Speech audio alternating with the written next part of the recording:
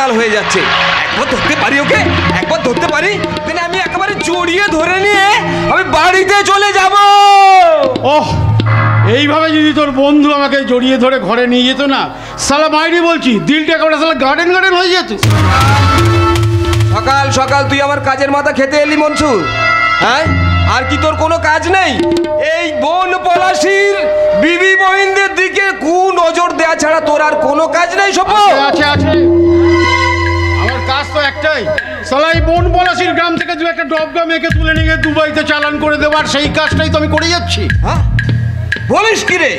খবরদার সপু, এই গরিব ঘরে জন্মাতে পারি, কিন্তু বিবি বহিনদের দিকে ইজ্জতের হাত বাড়ালে তোর হাত দুটো আমি কেটে নেব।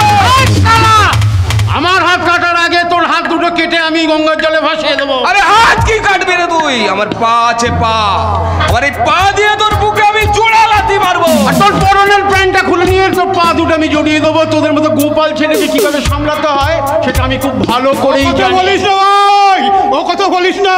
ওরে আজকালকার গ্রাম বাংলার ছেলেমেয়েরা শুধু গোপাল হয়ে বাঁশি বাজায় না, অন্যায় অবিচার অত্যাচার দেখলে তারা বাঁশও ধরতে জানে। ভাগ সালা, ভাগ এখান থেকে, ভাগ ভাগ। আমাকে এখান থেকে ভাগ দিল বলে তুই তো চরিত্রটাকে পাল্টা, তা না হলে পরিবর্তনের ঝড়ে এই গাঁয়ের ছেলেমেয়েরা যে স্বাধীনতা পেয়েছে তার জন্য তোদের মতো চরিত্রহীন মনুষ্যত্বহীন মানুষগুলোর বাঁচার অধিকারটা কেড়ে নিয়ে তোদের নীতিটাকেই পাল্টে দেবে। জানি জানি তুই পাগলা, কিন্তু সালা এত বড় পাগলা জানতাম না।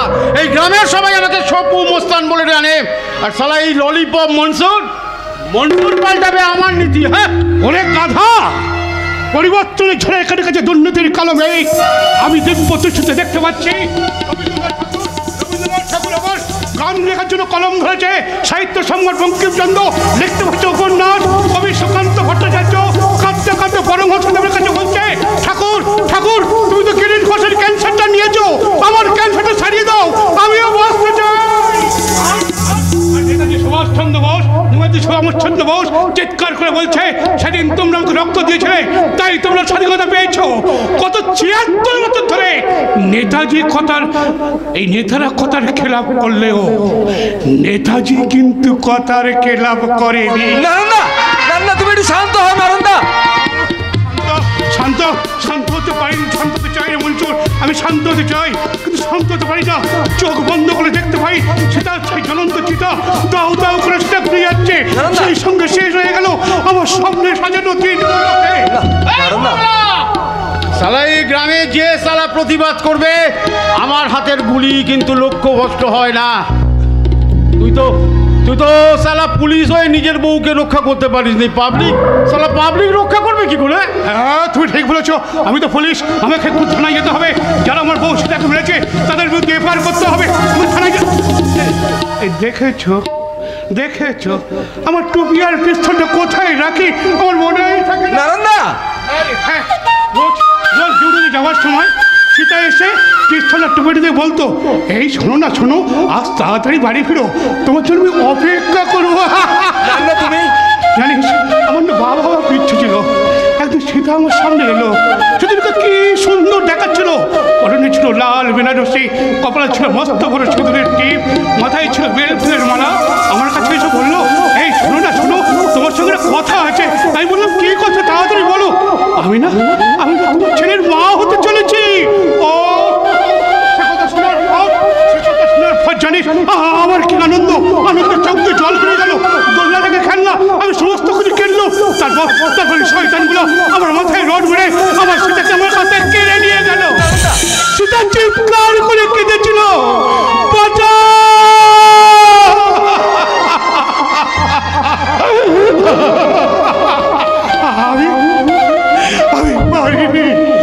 আমি পারিনি। আমার সীতার পাতাল প্রবেশ হয়ে গেল। রাম পাগল পদমে নিয়ে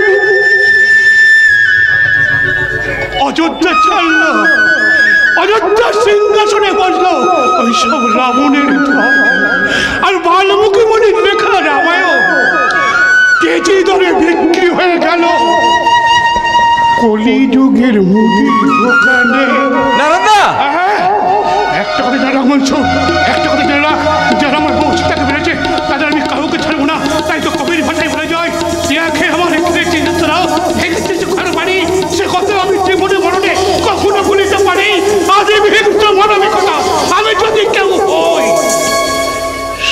অনুহরণ অচনের পথে চিতা আমি তুলবই, চিতা। নারন্দা, নারন্দা যেও না, নারন্দা শোনো, যেও না নারন্দা। চলে গেল, মানুষের জন্য বড় দুঃখ হয়। সীতা বৌদি মারা যাওয়ার পর থেকে মানুষটা মানে বদ্ধ উন্মাদ হয়ে গেল। হ্যাঁ বলছস, হ্যাঁ? ওই পাগলাটার কথা ছেড়ে দিয়ে এখন ভাব তোর বন্ধুকে কিভাবে আমার হাতে তুলে দিবি। তোকে আমি সালা অনেক অনেক টাকা দেবো। ঝেঁটিয়ে বিদায় করবো রে ওলা উঠোর ব্যাগটা, ঢামনামি করবার আর জায়গা পাও না। এই মার গাড়িয়েছে, এতক্ষণ এই 72 বুড়োটা জ্বালাচ্ছিল, এখন এই 63 বুড়িটা এসছে জ্বালাতে। আমার ঘাট হয়েছে ঠাকমা, আমার ঘাট হয়েছে, আমি আসছি। শোন, যাবি তো নিশ্চয়ই, তবে যাবার আগে একটা কথা কান খুলে শুনে যারে টাইম না। ফের যদি দেখি আদারে বাজারে ঘুরে ঘুরে মেয়ে মানুষ নিয়ে টানাটানি করছিস, তাহলে হোগলা জঙ্গলে গিয়ে বিচুটি পাতা তুলে এনে ঘষে দেব, তখন চুলকে মরবি। ঠিক বলেছ আমার, ঠিক বলেছ। ঠিক আছে, সালা আমার নাম সপু মোস্তান, এর শেষ আমি দেখে ছাড়বো। সালা গাছের ওই কচি জামরুলটায় ফুল আমি ফোটাবো। চলে গেছে ঠাম্মা, তোমার তাড়া খেয়ে বেটা একবারে পগার পাত। ওর কথা ছাড়, তুই দাঁড়া, আমি একটা ডুব দিয়ে আসি। ডুব দেবে পরে ঠাম্মা, ডুব দেবে পরে। আগে শোনো, একটা দারুণ খবর আছে, খুশির খবর। বল, দেখি তোর কি খুশির খবর। সে আসছে। কে আসছে? যে ছোটবেলায় তোমার পানের বাটা লুকিয়ে রাখতো, ছোটবেলায় তোমার টিফিন বক্স থেকে টিফিন চুরি করে খেয়ে নিত, যে ছোটবেলায় পরের বাগানে আম কুড়াতে যেত, যে ঠাম্মার কোলে মাথা রেখে রাজা রানীর গল্প শুনতে শুনতে ঘুমিয়ে পড়তো, সে হ্যাঁ ঠাম্মা, হ্যাঁ বন্ডি, আমার বোন, আমার একরত্তি ছোট্ট বোন বন্ডি বিদেশ থেকে লেখাপড়ার পাঠ শেষ করে গায়ে ফিরে আসছে। হ্যাঁ রে মনসুর, লন্ডন থেকে কম্পিউটার ইঞ্জিনিয়ারিং পাশ করে আমার অতি আদরের ছোট্ট বোন বাড়ি ফিরে আসছে। সত্যি বলছিস তুই? হ্যাঁ ঠাম্মা, হ্যাঁ, আজই ফোন করেছিল। কাল লন্ডন থেকে ফ্লাইটে করে আসবে মুম্বাই, মুম্বাই থেকে আসবে কলকাতা, আর কলকাতা থেকে ট্রেনে করে সোজা আমাদের এই বনপলাশি গায়ে। আমার যে কি আনন্দ হচ্ছে ঠাম্মা। হবেই তো রে বাছা, হবেই তো।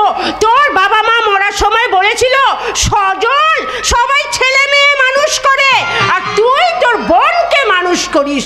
তোর সেই ছোট্ট বোন আজ মানুষের মতো মানুষ হয়ে গায়ে ফিরে আসছে, এ তো আনন্দ হবারই কথা। পেরেছি ঠাম্মা, আমি পেরেছি। আমার মৃত বাবা মাকে দেওয়া কথাটা না আমি রাখতে পেরেছি ঠাম্মা। আনন্দ আমারও কম হচ্ছে না সজলদা, আনন্দ আমারও কম হচ্ছে না।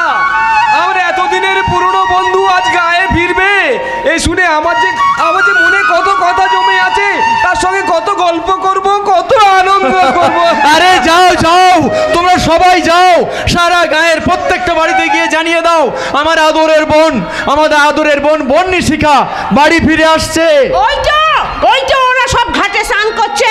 ওরে ও আমার বউ, ঘাতর বউ, ঘাতর মা, তোরা সবাই শুন না, শোন, আমাদের সেই ছোট্ট বন্নিশিখা আজ মস্ত বড় হয়ে গায়ে ফিরে আসছে। ওরে শ্যামল, শান্ত, তাপস, মানস, তোরা সবাই শোন, আমার আদরের বোন বিদেশ থেকে বাড়ি ফিরে আসছে। আরে ও সোনা বৌদি, ও পিঙ্কি, আরে ও কামাল চাচা, মনুজদা, তোমরা সবাই শোনো গো, সবাই শোনো, গায়ে আসছে বনপলাশির বন্নিশিখা।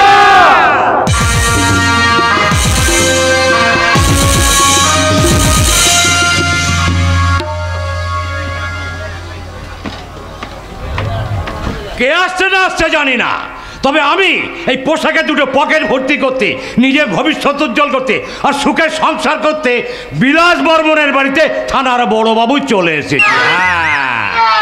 কথায় আছে লাগের টাকা দেবে গৌরী সেন, কিন্তু আমার ক্ষেত্রে গৌরী সেন না, টাকা দেবে বিলাস বর্মন। আরে শুধু আপনার কথা বলছেন কেন মামু? আরে সালা আমাদের মতো লাত খদ্দের তো বাঁচিয়ে রেখেছে ওই বিলাস বর্মন। দাদা বলেছে ভাই, ছিলেন বলেই তো এখনো দুটো হাঁড়ির ভাত খেতে পাচ্ছি। ধ্যাৎ, এমনভাবে বলছেন যেন সরকার আপনাকে মাইনে দেয় না। আরে মাসের শেষে তো সরকারের কাছে মাইনে নিচ্ছেন, আবার বিলাসবাবুর কাছে সালা ঘুষও নিচ্ছেন। না না ভাই না, ওই ঘুষের কথাটা বলো না, ঘুষের কথাটা বলো না। ওই শব্দটার উপর না আমার একটু আপত্তি আছে, শুনতে ভীষণ খারাপ লাগে। তাই নয় কি, এই যে কত মালখোর নেশা করতে করতে হয়তো একদিন তারা বিষক্রিয়াতে মারা যাচ্ছে। তা যারা মারা যাচ্ছে সরকার কি করছে, তাদের পরিবারকে টাকা দিচ্ছে।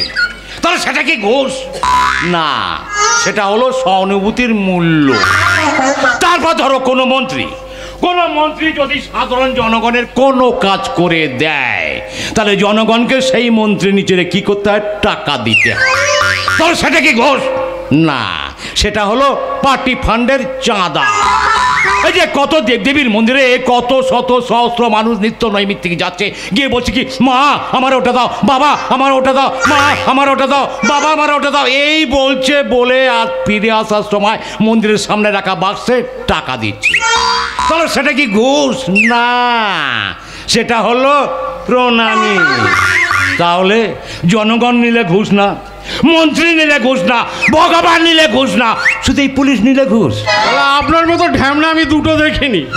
দেখবে কি করে দেখবে, আমি তো আমার বাবা মায়ের একমাত্র সন্তান, আমি একা। হ্যাঁ ঠিক আছে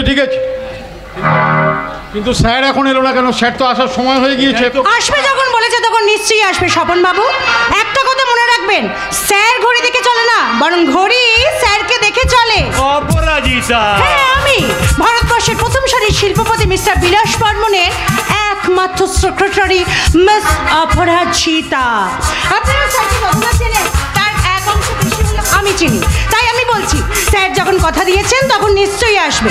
শুধু তার জন্য একটু অপেক্ষা করতে হবে। অপেক্ষা করতে হবে? হ্যাঁ অপেক্ষা, কারণ তিনি যে কোনো মুহূর্তে এসে হাজির হবেন ক্ষুধার্ত বাঘের মতো, অথবা দানবীর রাজা হরিশ্চন্দ্রের মতো।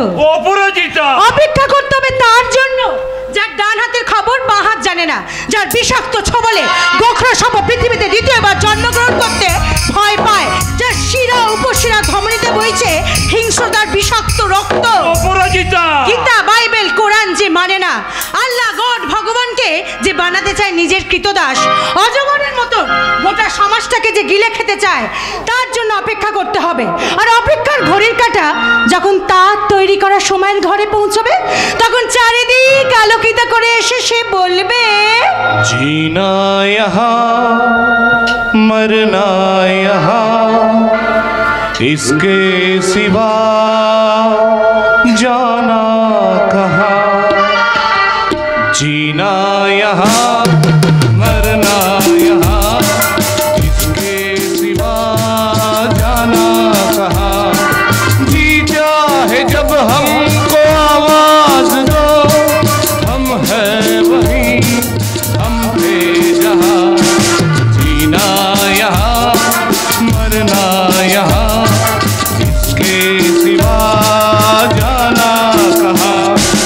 কি ব্যাপার বলুন তো স্যার, আমি তো কিছুই বুঝতে পারছি না। আজ আপনি হঠাৎ উল্টো সুরে গান গাইছেন, আই মিন ত্যাগের গান গাইছেন। कल खेल में हम हो न हो, गर्दिश में तारे रहेंगे सदा।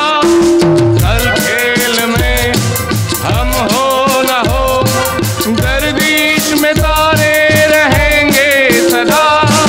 सोचोगे तुम सोचेंगे वो, पर हम तुम्हारे रहेंगे सदा।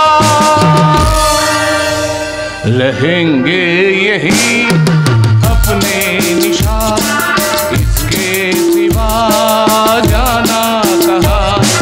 जी चाहे जब हमको आवाज दो, हम है वही, हम थे जहाँ।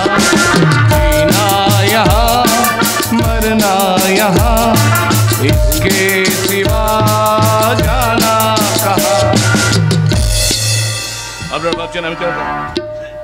আপনারা ভাবছেন আমি কেন গান গাইছি, তাই না? আসলে টেনশন কমানোর জন্য গান গাওয়াটা খুব জরুরি। গান না গাইলেই আমার টেনশন শুরু হয়ে যাবে, আর যেখান থেকে আমি আমার ক্ষমতাকে মেনশন করেই সমাজের বুকে ছড়িয়ে দেবো পলিউশন, তখন আমার কাছে তুচ্ছ হয়ে যাবে সব রিলেশন। লোভ আলস্য সততারা খুঁজে পাবে না কোনো সলিউশন, যা দেখে লোভ লালসার হেডকোয়ার্টার্সে আমার হবে প্রমোশন। তখন আপনারাই বলবেন mister Vilas Barman, Congratulations! Congratulations! Congratulations! My sweet secretary offer. তোমাকে না আজকে দারুণ সেক্সি দেখাচ্ছে, মনে হচ্ছে সব কাজ ফেলে এখনই একবার। প্লিজ প্লিজ স্যার প্লিজ, বাড়িতে আপনার স্ত্রী রয়েছে, এক্ষুনি যদি বাই চান্স এক্ষুনি এসে পড়ে তাহলে কি হবে? আরে না না না না না, আমার বাড়িটা কোনো হসপিটাল নয়, আর আমার স্ত্রীও পশ্চিমবঙ্গের মুখ্যমন্ত্রী নয় যে যখন তখন যেখানে সেখানে না বলে চলে আসবে। তাছাড়া তিস্তা এখন বাড়িতে নেই, ও আমার নামে পুজো দিতে গেছে মন্দিরে। সেটা বুঝলাম, কিন্তু আপনি আমাকে কেন ডেকে পাঠিয়েছেন সেটাই তো বুঝতে পারছি। আমি কিন্তু আপনার ওপরে ভীষণ রাগ করেছি তুষার বাবু। কেন বিলাসবাবু, আমি আবার কি করলাম? আরে সেই জন্যই তো আপনার উপরে রাগ করেছি। তুষার বাবু শুনুন, দিনকালের অবস্থা খুব খারাপ, তাই চোখ কান খোলা রেখে কাজ করতে হবে, বুঝলেন? আপনি কি বলতে চাইছেন স্যার? হ্যাঁ বলতে চাইছি, আসলে কি জানিস স্বপন, আগে সরকার ছিল, আমাদের দিব্যি চলছিল, দুম করে পরিবর্তন। আরে পরিবর্তনের পরেই তো আমার ওই কারখানা শ্রমিক নেতা কি যেন নাম, অধিকারী, হ্যাঁ ও মাথা চাড়া দিয়ে উঠেছে, বুঝলেন তুষার বাবু? বলছে আমার নামে নাকি শ্রমমন্ত্রীর কাছে নালিশ জানাতে যাবে। বোঝো ঠেলা, আমি সরল সাদা মানুষ, এই সমস্ত ঝুট ঝামেলা আমি একদম পছন্দ করি কিন্তু না। ওরা চাইছে এটা কি? ন্যায্য অধিকার। অধিকারী এসো এসো এসো, একেবারে অধিকারী অধিকার চাইতে চলে আছে। তা অধিকারী বাড়ির সবাই ভালো আছে তো? তুমি ভালো আছো তো? আমার বাড়ির খবর না নিয়ে আমাকে কেন কেন ডেকেছেন সেটাই বলুন। বাবা বড্ড তারা দেখছি। আচ্ছা ঠিক আছে ঠিক আছে, পুজো সংখ্যা ছোট গল্পের মতো ছোট করে ঘটনাটা তাহলে বলি। হ্যাঁ, তা শুনলাম আজকাল নাকি খুব আন্দোলন করছো, আমার নামে ধর্ণা দিচ্ছ, আবার নাকি অনশন করারও প্ল্যান করেছো। তা তোমাদের কি চাই? ওই যে বললাম স্যার, ন্যায্য অধিকার, ন্যায্য পাওনা আমাদের দিতেই হবে স্যার। আজকের বাজারে সমস্ত কিছুর দাম বাড়ছে, অথচ আপনার মাইনে বোনাসে একইভাবে আমরা পড়ে আছি। এতে স্যার আমাদের আর সংসার চলছে না। আচ্ছা অধিকারী, তোমার বাড়িতে কে কে আছে? বাড়িতে আমার স্ত্রী, দুটো বাচ্চা, বুড়ো বাবা মা, অবিবাহিত একটা ছোট্ট বোন। আচ্ছা এবার আপনারাই বলুন তো, গত 10 বছর ধরে একই মাইনে বোনাসে আমাদের সংসার চালানো কি সম্ভব? ঠিক, একদম ঠিক, একদম ঠিক, আমি তোমার কথার সঙ্গে একদম সম্পূর্ণ একমত।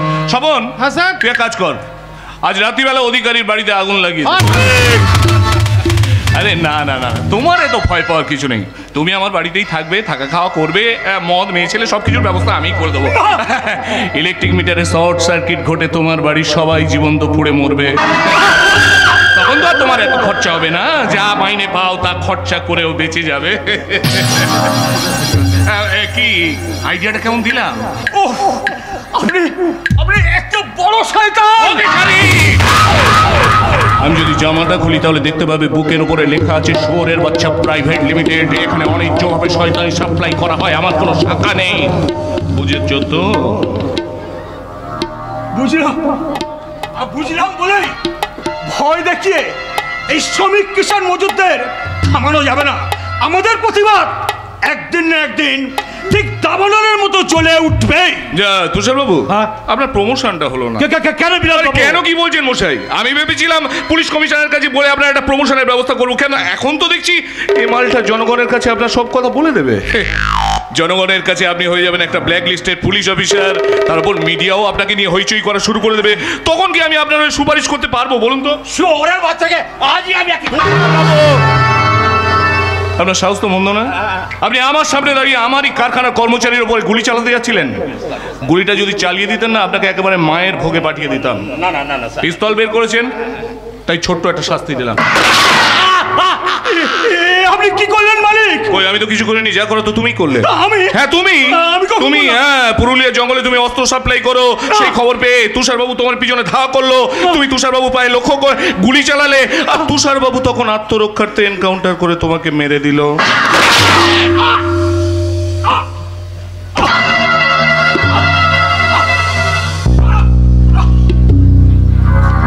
যান তুষারবাবু, পুলিশ হসপিটালে গিয়ে ভর্তি হয়ে যান, টাকা পয়সা আপনার বাড়িতে ঠিক টাইমে পৌঁছে যাবে, চিন্তা করবেন। ঠিক আছে ঠিক আছে ঠিক আছে। বলছিলাম কি, ওই বডিটার সাথে কয়েকটা অস্ত্র দিয়ে না বডিটাকে হোলাক জঙ্গলে ফেলে দিয়ে আসার ব্যবস্থা করবেন। আমি রিপোর্টার সেই রকম লিখছি, কেমন? আমি আসছি। আরে শুনুন শুনুন, আরে আপনার সার্ভিস রিভলভারটা নিয়ে যান, পুলিশ হয়েছেন মশাই আপনি। শুনুন, পৌঁছে কিন্তু আমাকে হোয়াটসঅ্যাপ করে জানাবেন কেমন আছে না। সত্যমেব জয়তে। বিলাস বাবু, নেয়ার পায়ে গুলি লেগেছে, তা নাহলে আপনাকে কি করতাম জানেন? কি সাষ্টাঙ্গে একটা প্রণাম করতাম। চলি চলি। সাবধানে যাবেন কিন্তু। কিরে স্বপন, ওই সত্যমেব জয়তের বাচ্চা যেমনটা বললো অধিকারী লাশটা ঠিক তেমন ভাবে সাজিয়ে দে যা। Okay sir.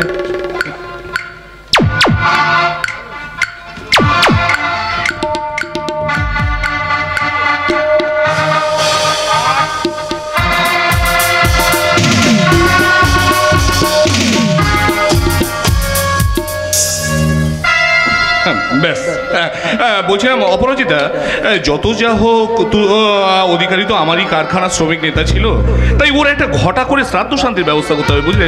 তুমি এক কাজ করো, তুমি ইমিডিয়েট অফিসে চলে যাও, তারপর একটা লিস্ট তৈরি করো কাকে কাকে শ্রাদ্ধে নিমন্ত্রণ করবে, কেমন? Okay sir. শোনো, বলছিলাম রাত্রিবেলা আমার বাগান বাড়িতে এসো। হ্যাঁ, বুঝতেই পারছো আমার সেবা করলে তাতে তো তোমারই পূর্ণ হবে, তাই না? যেদিন থেকে এই ডিউটিতে জয়েন করেছি সেদিন থেকেই তো আমাকে দিয়ে সেবা করাচ্ছেন স্যার, এ আর নতুন কি? তোমার ব্যাংক ব্যালেন্সটাও বাড়ছে, সেদিকটা দেখো। সে তো অনেক কিছুই দেখছি স্যার। স্কুলের ফাইনাল পরীক্ষার রেজাল্টে মাত্র 2 নম্বর বাড়িয়ে দিয়েছিল বলে বাবার বসে হেডমাস্টার আমাকে চড়িয়ে ধরেছিল। কলেজে অ্যাডমিশন পাইয়ে দিয়েছিল বলে জিএস আমাকে নিয়ে অন্ধকার ঘরে ঢুকেছিল। আর ঠিক 2 বছর আগে আপনি আমাকে এই চাকরিটা দিয়েছিলেন বলে আমাকে নিজেকে আপনার পায়ে সঁপে দিতে হয়েছিল। তাই আজ বলতে বাধ্য হচ্ছি স্যার, এগুলো করে রেজাল্টের নম্বর, কলেজের অ্যাডমিশন বা ব্যাংকে টাকার অঙ্কটা কতটা বেড়েছে ঠিক জানি না, তবে আমার জীবনের যন্ত্রণাটা না অনেক অনেকখানি বেড়ে গেছে স্যার। অপরাজিতা, চিন্তা করবেন না, চিন্তা করবেন না স্যার, চিন্তা করবেন না। আমার এই যৌবনের ল্যাপটপে লজ্জার অবসানগুলো খুলে সম্মানের মাউসে ক্লিক করে চরিত্রের মেল আপনার কাছে পৌঁছে দিতে আমি সঠিক সময় আপনার গেস্ট হাউসে পৌঁছে দেবো। রিয়েলি অপরাজিতা? ইয়েস। এখন তাহলে চলি, বাই। Tata, by. দেখেছেন আমি কেমন কম্পিউটারাইজড রক্ষিতা পুষেছি? আসলে এদের নিজস্ব কোনো অস্তিত্ব নেই, এরা সবাই এক একজন হাত বানানো কাঠের পুতুল। আমার ষড়যন্ত্রের মঞ্চে সন্ত্রাসের সুতো দিয়ে ওদেরকে যেভাবে নাড়াবো ঠিক সেইভাবে নাচবে। বিলাস বর্মন, এই বন পলাশীর বিলাস বর্মন শেষ কথা বলবে। আমার বিরুদ্ধে যে মাথা তোলার চেষ্টা করবে সব কটাকে খুন করে ফেলবো। হঠাৎ একটা টেনশন শুরু হয়েছে, বুঝলেন? শুনলাম নাকি ওই সজলের বন্যি ও নাকি বিদেশ থেকে লেখাপড়ার পাঠ চুকিয়ে এই গ্রামে ফিরে এসেছে। আচ্ছা, ও তো আর এই গ্রামের বোকা মানুষগুলোর মতো হবে না, তাই না? ও যদি আমার বিরুদ্ধে ফনা তোলে তাহলে আবার আমাকে শুয়োরের বাচ্চা হয়ে যেতে হবে। যদিও তেমনটা হবে না, বিলাস বর্মন আমি। অর্থ, প্রভাব, প্রতিপত্তি সবকিছু আছে, একটা সামান্য মেয়েকে পটাতে পারবো না? নিশ্চয়ই পটাবো। অনেক দিন বন্যিকে দেখিনি, এবার বিদেশি মালের মধু খাবো। মনটা আনন্দে বলে উঠছে, আহা কি আনন্দ আকাশে বাতাসে, সাথে সাথে পাখি ডাকে কত শোভা চারিপাশে। আহা কি আনন্দ আকাশে বাতাসে, সাথে সাথে পাখি ডাকে কত শোভা চারিপাশে। আহা কি আনন্দ।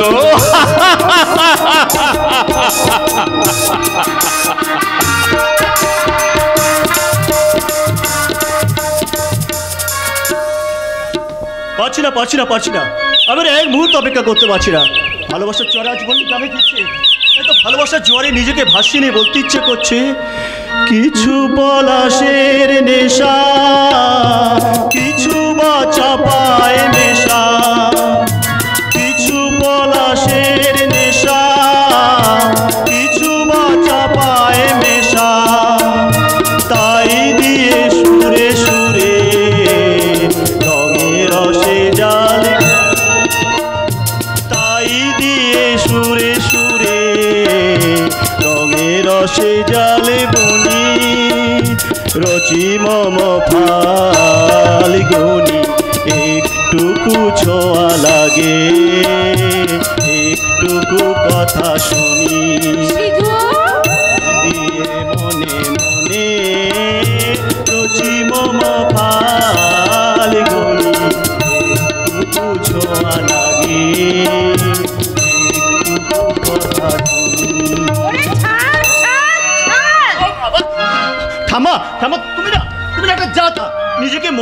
রোমান্টিক করে তুলছিলাম, দিলে তো স্বপ্নটা 12টা বাজিয়ে। ও মা, তুই গান গেয়ে গিয়ে স্বপ্ন দেখছিলি বুঝি? তা কার স্বপ্ন দেখছিলি রে? চাঁদের স্বপ্ন। চাঁদের স্বপ্ন? হ্যাঁ, চাঁদের স্বপ্ন। আমি স্বপ্ন দেখছিলাম দিনের প্রখর আলো তেজ কাটিয়ে রাতের স্নিগ্ধতা নেমে এসেছে পৃথিবীর বুকে। জ্যোষ্ঠার আলো অন্ধকার রাতকে করে তুলেছে মায়াবী। কোটি কোটি তারারা গাইছে প্রেমের গান, আর নীলাকাশের কাছে ধরা দিয়েছে ওই চাঁদ। আর নীলাকাশ নিজেকে সামলে রাখতে না পেরে চাঁদকে জড়িয়ে ধরে বলছে, ও চাঁদ সামলে রাখো জোছনাকে, সামলে রাখো জোছনাকে, কারো নজরে লাগতে পারে, কারো নজরে লাগতে পারে। মেঘেদের উড়ো চিঠি উড়েও তো আসতে পারে। ও চাঁদ সামলে রাখো জোছনাকে, সামলে রাখো জোছনাকে, সামলে রাখো জোছনাকে। আমি বেশ বুঝতে পারছি, বেশ বুঝতে পারছি। শিগগির শিগগির বন্যের সঙ্গে তো বিয়েটা না দিলে তুই একটা কাণ্ডই বাঁধাবি। ঠিক বলেছো ঠাকমা, একবার ঠিক কথা বলেছো। বন্ডিকে ছাড়া আমি এক মুহূর্ত বাঁচবো না। জানো ঠাকমা, এই কটা বছর আমি যে কিভাবে কাটিয়েছি না, তা শুধুমাত্র আমি আর ওই ওপরওয়ালা জানে। বন্ডির কথা চিন্তা করে করে আবার নাওয়া খাওয়া ঘুম সব চলে গেছে। জানি বাবা, জানি বলেই বলছি, আমার সত্যি কথাটা বলতে ঠোঁটটা কেঁপে উঠছে। আরে কি হয়েছে, কি হয়েছে রে খোকা, এসব বলছিস কি? সজল আর বন্নি, তুমি তো জানো সজল আর বন্নির বাবা অপরেশ ছিল আমার ছোটবেলার বন্ধু। হ্যাঁ, অপরেশ মাঝে মাঝে আমাদের বাড়িতে আসতো। তখন তখন ওই বন্নি ছিল খুব ছোট। হ্যাঁ হ্যাঁ, বন্যিও তখন ওর বাবার সঙ্গে আমাদের বাড়িতে আসতো। আর তখন আমাদের সিধুও খুব ছোট। ওরা দুজনে বউ বউ খেলা খেলতো। তাই দেখে তোরা দুজনে খুব হাসতিস। তখন তুই অপরেশকে বলেছিলি বন্যি বিয়ের উপযুক্ত হলে আমাদের সিধুর সঙ্গে তার বিয়ে দিবি। বলেছিলাম, কিন্তু কিন্তু কিন্তু কি বাবা, বলো বলো, তুমি চুপ করে গেলে কেন? বলো। একটা অব্যক্ত যন্ত্রণা আমাকে আমাকে থামিয়ে দিচ্ছে রে সিধু। খোকা খোকা, হেয়ালি না করে সব খুলে বল দেখি। শোনো মা, আজ সকালে সজল এসে বলল, কাকা বাবু বন্নি ফিরছে। আমি ছেলের বউকে দেখার আনন্দে এক রাস আশা বুকে নিয়ে ছুটেছিলাম স্টেশনে বন্নিকে আনতে। কিন্তু সেখানে বন্নিকে দেখে বুঝতে পারলাম বন্নি আমার ছেলেকে নয়, সে বিদেশের এক সাহেবকে বিয়ে করে দেশে ফিরছে। খোকা, এসব তুই কি বলছিস? না, এ হয় না, এ হতে পারে না।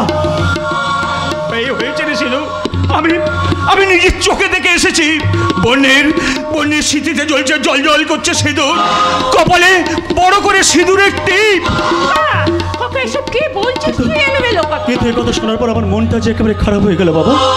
চোখের জলে ঝাপসা হয়ে গেল আমার এতদিনের স্বপ্ন। সিধু, এখন আমি কি নিয়ে বাঁচবো বাবা? সিধু, ঠাম্মা বলো না ঠাম্মা, আমার যে বেঁচে থাকার ইচ্ছেটাই মিথ্যে হয়ে গেল। বাঁধ ভাঙা উচ্ছ্বাসের ধাক্কায় ভেসে গেল আমার স্বপ্নের খেলা ঘর। সিধু, এখন আমি কি করবো? আমার যে আত্মহত্যা করা ছাড়া কোনো উপায় রইল না বাবা, কোনো উপায় রইল না। এক চোরে তোমার আমি দাঁত করে ফেলে দেবো। দেখছো মা, দেখছো কেমন করে কাঁদছে ও বেটা? আমি মারা গেলে বোধহয় এভাবে কাঁদবে না, এখন যেভাবে কাঁদছে। শোন শোন শোন শোন, আরে বন্নি বিয়ে টিয়ে করেনি। আমি এতক্ষণ ধরে সব তোকে মিথ্যে কথা বলছিলাম। মিথ্যে? হ্যাঁ রে, বন্নি বিয়ে টিয়ে কিচ্ছু করেনি। তার মানে তুই এতক্ষণ আমাদের সঙ্গে নাটক করছিস? হ্যাঁ বাবা, নাটক করছিলাম। কিন্তু তুই বিশ্বাস করো মা, এই নাটকের নাট্যকার আমি নই, স্বয়ং বন্নি। বন্ডি কোথায় বাবা? কেন রে, কি করবি? ওকে গলা টিপে খুন করে নিজে জেল খাটবো। ভারী আমার বীর পুরুষ রে। বন্যের সামনে এসে দাঁড়ালেই তো তোর বেরিয়ে যাবে। কি গান? গান? হ্যাঁ। ঠিক বলেছো মা, তুমি ঠিক বলেছো। আর তখন ওই সিঁদুর সুরে সুর মিলিয়ে বন্যি গেয়ে উঠবে, বহু দূর থেকে এ কথা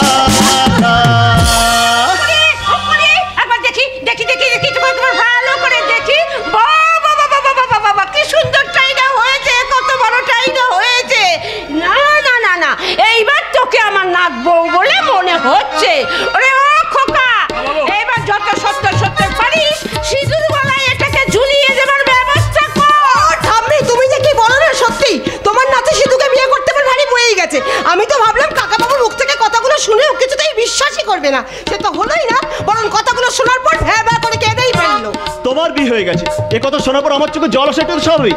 আচ্ছা তুমি কি করে ভাবলে তোমাকে ছেড়ে আমি অন্য কোনো ছেলেকে বিয়ে করতে পারি? বন্নি,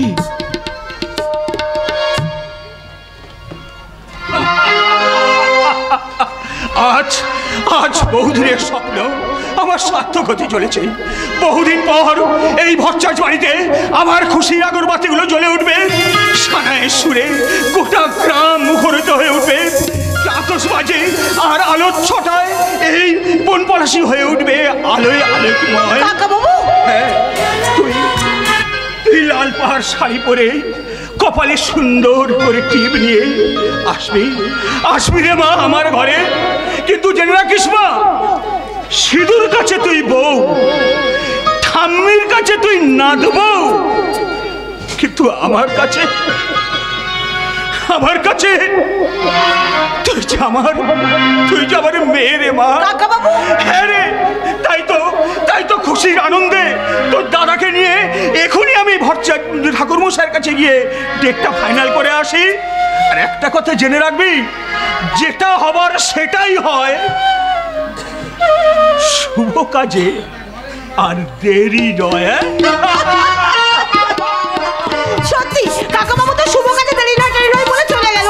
এদিকে খিদে আমার পেটে ছুঁচোয় ডন দিচ্ছে। তোর খিদে পেয়েছে?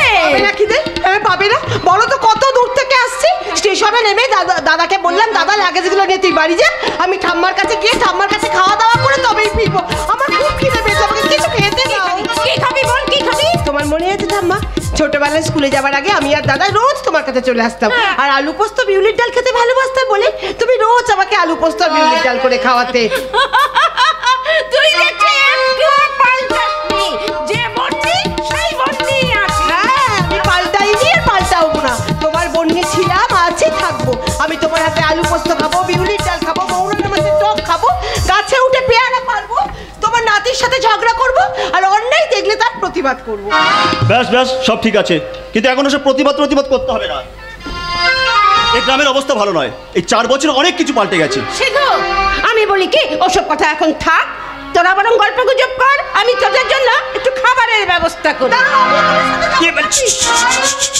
আরে দাঁড়ালে কেন, চলো। আরে আমার সঙ্গে গিয়ে কোনো কাজ হবে না ভাই। কেন? কেন আবার? ওই যে দেখছিস না হ্যাংলার মতন কেমন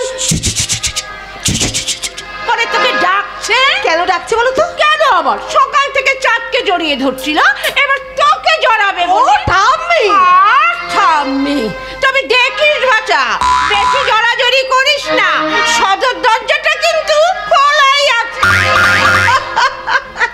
সত্যি ঠাম্মি ঠাম্মাটা যেন একটা কি, কোনো কিছু মুখে আটকায় না, যা পারে তাই বলে দেয়। আচ্ছা তুমিও বা কেমন মেয়ে, ঠাম্মার পিছন পিছন সোজা রান্নাঘরে চলে যাচ্ছ। আমার দিকটাও তো একটু দেখতে হবে নাকি? কেন? আসলে কি বলতো, তোমাকে মুরগি বানাতে আমার দারুণ লাগে। কি? আমি মুরগি? আচ্ছা ডান পিঠে মেয়ের পাল্লায় পড়েছি, হবু স্বামীকে মুরগি বানাচ্ছে। তুমি কি জানো বাবার মুখ থেকে কথা শোনার পর আবার আত্মহত্যা করতে ইচ্ছে করছে? আচ্ছা বাবা আর মজা করবো না, সরি ভুল হয়ে গেছে। আমি তো বলছি ভুল হয়ে গেছে, আর মজা করব না। এভাবে কেউ সরি বলে না। কিভাবে সরি বলে? এত বছর বিদেশ ঘুরে আসছো, কিভাবে বিদেশিরা সরি বলে তাও জানো না? না জানি না। দেখো দেখো কেমন ভাবে বলে। আরে কি করছিস তো, সদরটা খোলা আছে প্লিজ। খাওয়া দাওয়া হয়ে গেলে বলো, হজমের ওষুধ ও তুই আসার সময় পেলি না হাদারাম? হ্যাঁ গাধা কোথাকার একটা। আরে গাদা রাতে কি আর ঘড়ি থাকে? ঘড়ি দেখে সে আসবে আর যাবে। একে আমি তো চিনতে পারলাম না ঠিক। এ হলো প্রশান্ত, গত 2 বছর আমাদের বাড়িতে কাজ করছে। প্রশান্ত এ হলো বন্নি। এমন দুলকি চাল দেখেই আমি চিনেছি। তা বুঝলে বন্নি দিদিমণি, তুমি যে এখন বিলেত ফেরত বন্নি দিদিমণি, আমি সে এখন বিলেত ফেরত চাকর। বিলেত ফেরত চাকর? হ্যাঁ গো, বছর 5 আগে আমি কলকাতায় একটা কারখানায় কাজ করতাম। আচ্ছা।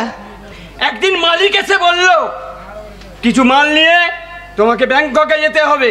হ্যাঁ।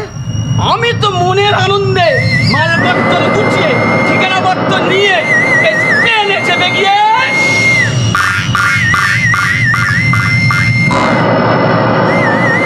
বসলাম। তারপর?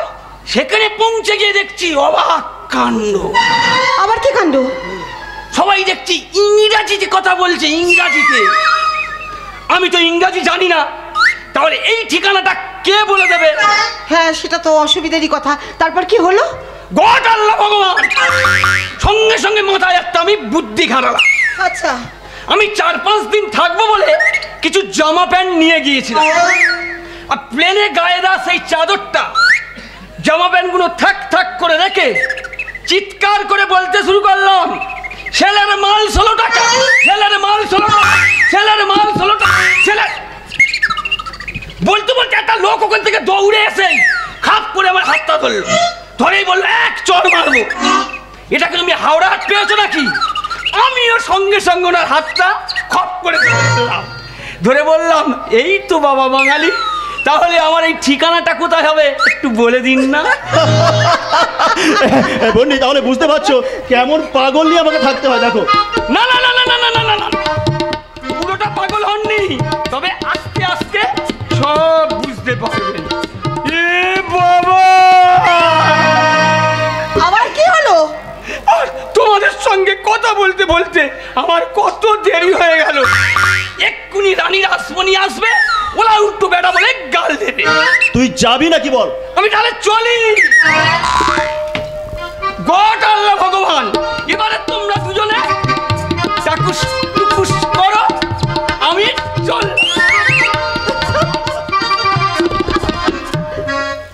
কি হলো?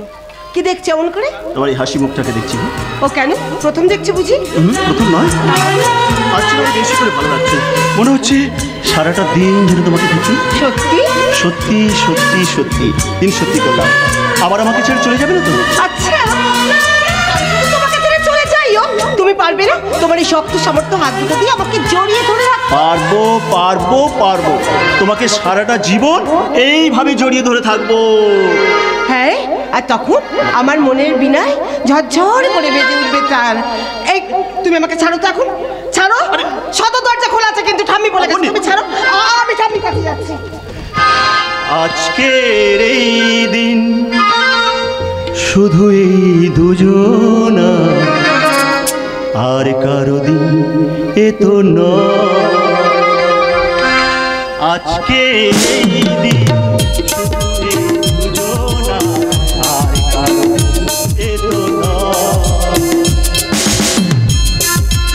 এই দিন শুধু এই দুজনা, আর কারো দিন এ তো নয়।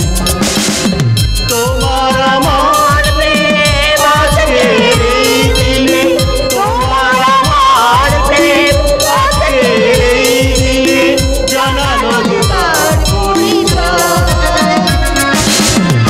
আজকে শুধু এই দুজনা, আর কারো দিন এ তো নয়। আর কারো দিন এ তো নয়।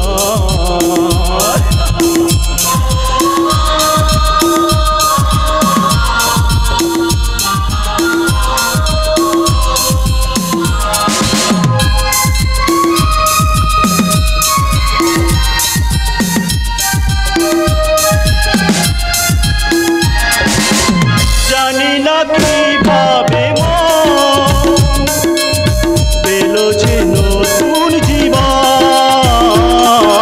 লা লা লা লা লা লা লা।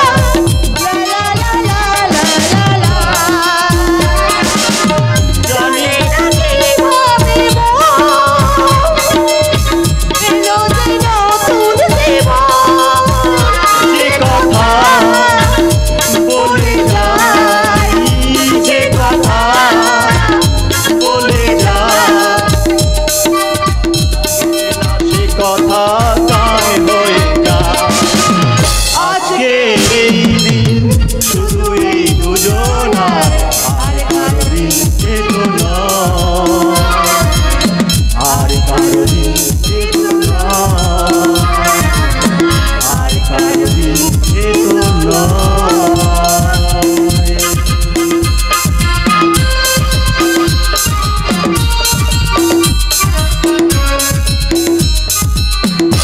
বন্যে বন্যে বন্যে বন পলাশীর আবাল বৃদ্ধ পরিতার মুখে শুধু একটাই নাম, বন্যে শিখা। সেদিন কারখানায় যাওয়ার পথে গাড়ি থেকে ওকে দেখলাম, মেয়ে তো নয়, যেন একেবারে ঝাঁ চকচকে শপিং মল। লোভ, লালসা, কামনা, বাসনার দোকানগুলো একেবারে থরে থরে সাজানো। যেভাবেই হোক এই বন্যেকে আমার চাই। একটু ভুল হচ্ছে স্যার, বন্যি আর 5টা মেয়ের মতন সাধারণ মেয়ে নয় যে আপনি তাকে অতি সহজেই আপনার সাজানো রঙ্গমঞ্চে তুলতে পারবেন। তুমি বোধহয় ভুলে যাচ্ছ অপরাজিতা, আমার নাম বিলাস বর্মন। আমি যা চাই তাই পাই। আমি আমার লক্ষ্যে পৌঁছানোর জন্য অনেক অনেক দূর চলে যেতে পারি। আপনি একটা মারণ খেলায় মেতে উঠেছেন স্যার। বন্যি আরও দাদা জানে না যে আজ থেকে 20 বছর আগে। অপরাজিতা, তুমি আমার সেক্রেটারি, তাই আমার জীবনের অনেক সিক্রেট কথা তোমাকে বলেছি। তার মানে এই নয় যে সেই সমস্ত গোপন কথা যেখানে সেখানে সবার সামনে তুলে ধরবে। গোপন কথাটা তো এতদিন গোপনই রেখেছিলাম স্যার, কিন্তু আপনি যে খেলায় মেতে উঠেছেন তাতে বাই চান্স অতীতটা যদি আপনার সামনে এসে দাঁড়ায়, যদি বাই চান্স বন্যি জেনে যায় যে তাদের মা বাবার মৃত্যুর জন্য আপনিই দায়ী,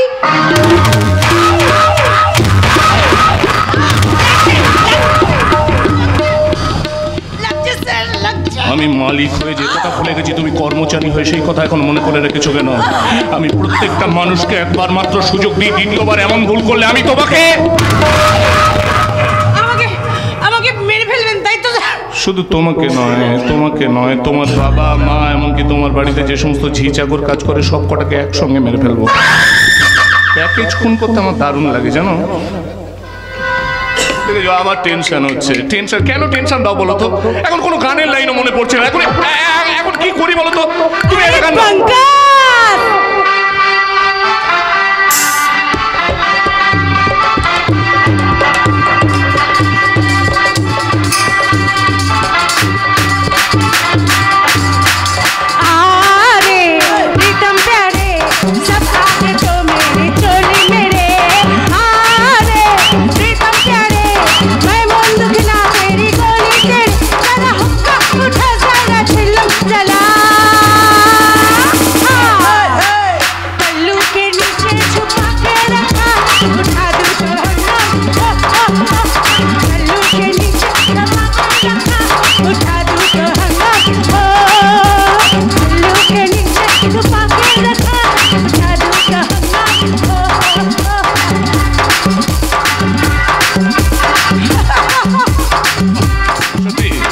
সত্যি অসাধারণ অসাধারণ অসাধারণ এই গানটা আমি এসে গিয়েছি স্যার।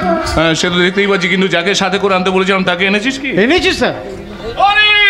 সজল আয় আয় আয় আয়, হোয়াট এ প্লেজেন্ট সারপ্রাইজ। হ্যাঁ রে, কেমন আছিস বল? খুব ভালো, কিন্তু হঠাৎ আমাকে ডেকে পাঠালে তার কারণটা কি? এই বিলাসদাকে তো একদম ভুলে গেছিস, ডেকে না পাঠালে আসতিসই না। হ্যাঁ রে, শুনলাম বন্নি নাকি বিদেশে লেখাপড়ার পাঠ চুকিয়ে চলে এসেছে। হ্যাঁ হ্যাঁ, সে চলে এসেছে, কিন্তু তাকে দেখলে তুমি একদম চিনতেই পারবে না। খুব বড় হয়ে গেছে তাই না? হ্যাঁ হবেই তো। আসলে সময় তো কারোর জন্য থেমে থাকে না। জানো অপরাজিতা, এদের দুই ভাই বোনকে আমি খুব ছোট থেকে চিনতাম। এই তখন ক্লাস 7 আর বন্নি তখন ক্লাস 5। তখন আমি উচ্চ মাধ্যমিক পাশ করে ওর বাবার কারখানাতে কাজ করতে চলে এলাম। ঠিক, একদম ঠিক।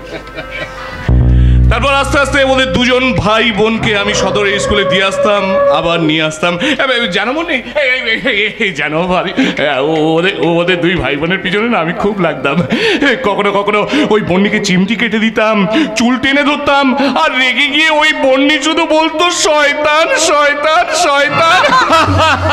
বিলাসদা, আরে শুনলাম তুই নাকি কোন একটা কুরিয়ার সার্ভিস কোম্পানিতে চাকরি করিস, তা কত মাইনে পাস? কেন বলো তো? আরে বলবো বলেই তো তোকে ডেকেছি। আমি মানছি যে আমি এই গ্রামের ছেলে নয়, কিন্তু এতদিন এই গ্রামে থেকে তো আমি তোদেরই মানুষ হয়ে গেছি। এখন তোদের কথা আমি ভাববো না তো কে ভাববে বলতো? সালা বোনটাকে পিছনে নিয়ে বলে ভাইটাকে হেভি তেল লাগাচ্ছে। কিছু বললি সবার? না না স্যার, না না স্যার, আপনি চালিয়ে যান।